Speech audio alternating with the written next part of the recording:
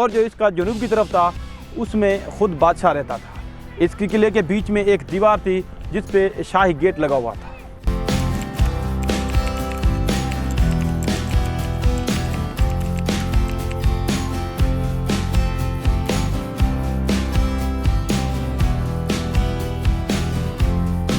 चलो तो दोस्तों देखते हैं ये माथेलो मुगल की माड़ी का जो किला है।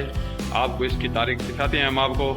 यहाँ पे जो मुलाजिम हैं वो चाचा हमारे साथ है, उन्होंने ये हमें म्यूज़ियम का दरवाज़ा खोल के दिया है। बड़ी मेहरबानी है इनकी। चलो दिखाते हैं आपको ये म्यूज़ियम।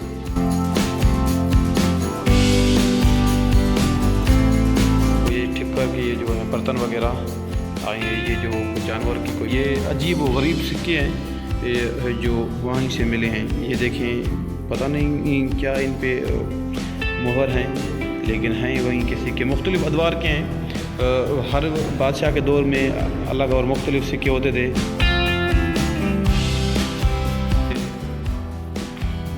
ये देखें भाई, ये तस्वीरें देखें, ये कोई मुगल तस्वीरें, पता नहीं कौन सी कोई रानी होगी।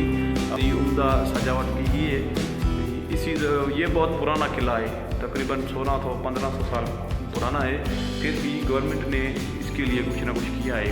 थोड़ा जो यहाँ पे बिजली नहीं है, लाइट नहीं है, ये भी कोई चीज़ मिली है। यहाँ से पत्थर भी हैं, ये जानवरों को, ये कुत्ते वगैरह की जो हैं शक्लें भी हैं।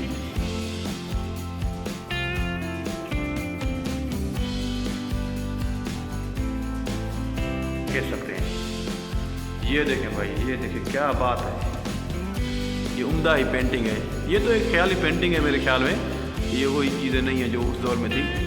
ये देखें भाई, कोई मलका, कोई रानी अपने जो महल से बाहर की तरफ देख रही हैं।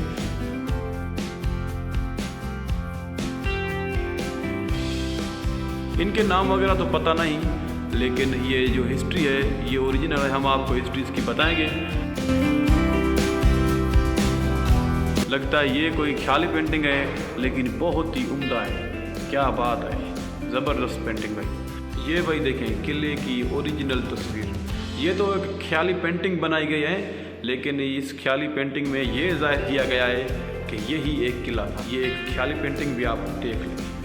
दोस्तों अब हम इस जो अपना मुगल की माड़ी का ये जो दड़ा है इसके टॉप पे आ गए हैं। इसका टॉप आपने देखा कि ये यहाँ पे दरख्त और झाड़ियाँ वगैरह है, लेकिन ये आज जितना ही पुराना है, इसकी जो हिस्ट्री है वो भी उतनी ही पुरानी है, क्योंकि ये बहुत ही हिस्ट्री रखने वाला एक दड़ा है जिसको मुमल जी माड़ी कहा जाता है। मुमल जी माड़ी सिंध में बड़ी एक हैसियत रखती है, क्योंकि आपने इसकी जो कहानी पढ़ी होगी मुमल और राणो। मुमल और राणो ये एक ट्रू लव स्टोरी भी है। इस लव स्टोरी को पढ़ना आप मत भूलें, क्योंकि इस लव स्टोरी को पढ़ के आपको बहुत मज़ा आने वाला है।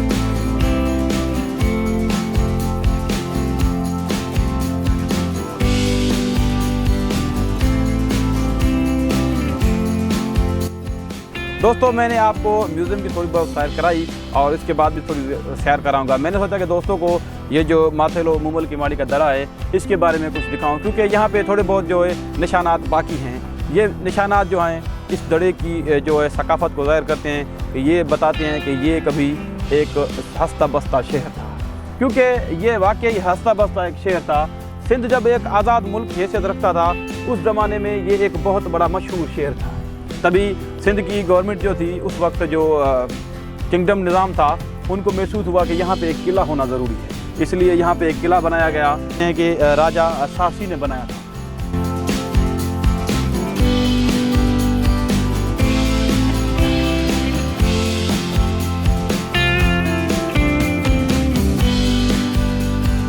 इस किले को बनाने के लिए बहुत सारे पैसे खर्च आए। उन्होंने सबसे पहले ये ऐलान करवाया कि जो मुल्क को टैक्स देते हैं, अगर कोई टैक्स नहीं दे सकता तो वो अपने मजदूर दे, यानी कि वो खुद आकर इस किले में मजदूरी करे। ये किला था माथेलो का किला, उच का किला और अरोड़ का किला। अरोड़ तो आपको मैं फिर कभी इंशाल्लाह मौका मिला ज़रूर घुमाऊँगा। ये जो 3 किले थे ये राजशासी ने ही बनाए थे।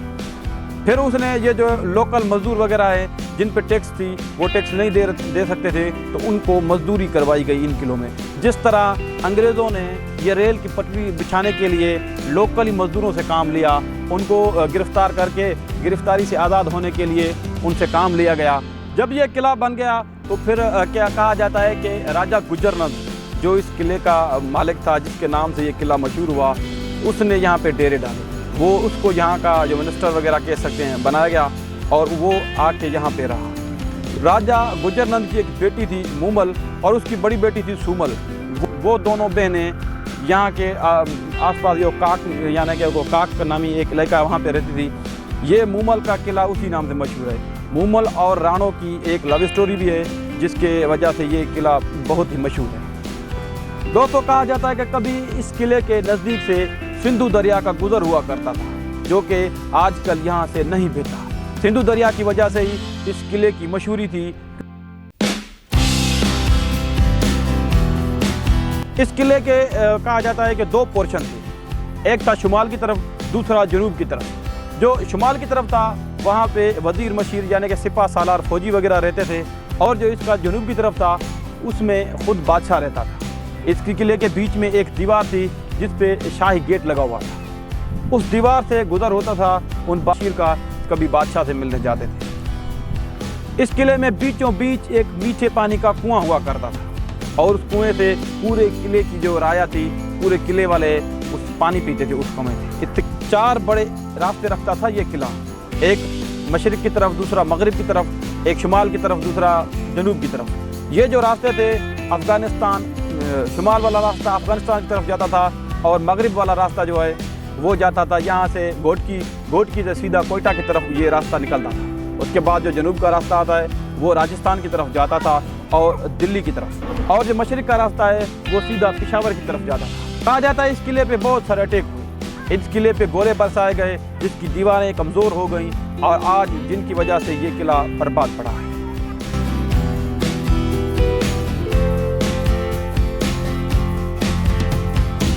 इस किले पे मोहम्मद बिन कासिम ने भी हमला किया था। मोहम्मद बिन कासिम ने पूरा 1 महीना इस किले के बाहर मुहासरा किया। 1 महीने के बाद इस किले की दीवार को मंजनीक के गोलों से गिरा डाला और इसके बाद अरब जनरल इस किले पे हावी हो गया। यहाँ पे एक अपना हाकिम तैनात करके आगे की तरफ बढ़ा।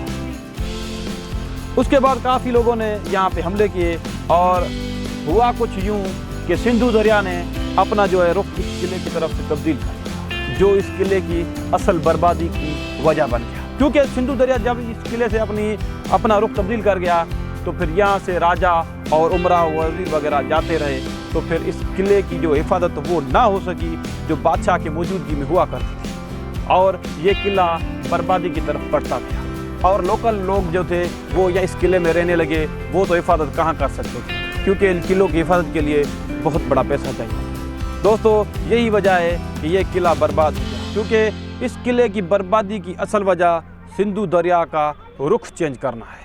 उसके बाद ये किला बर्बाद हो गया और ये आज आप देखते हैं कि ये सिर्फ एक मिट्टी का ढेर बना पड़ा है। गवर्नमेंट इसकी वो हिफाजत नहीं करती जो होनी चाहिए। मोइंजोदड़ो जो है वो 5000 साल पुराना है, फिर भी आज आपको वहाँ पे निशानात मिलेंगे, लेकिन ये सिर्फ 1700-1600 साल पुराना किला ये इस तरह बर्बाद रहा है। इस शहर की कहानी तो बहुत पुरानी है, लेकिन किला इतना पुराना नहीं है, क्योंकि ये शहर 536 कबल मसीह में आबाद था। आप ये हरगिज़ ना समझिए कि 536 कबल मसीह में ये किला था, नहीं, ये किला राजा सासी ने बनाया था। राजा सासी कौन था आप शायद ना जानते हो, मैं आपको थोड़ा बताता हूँ।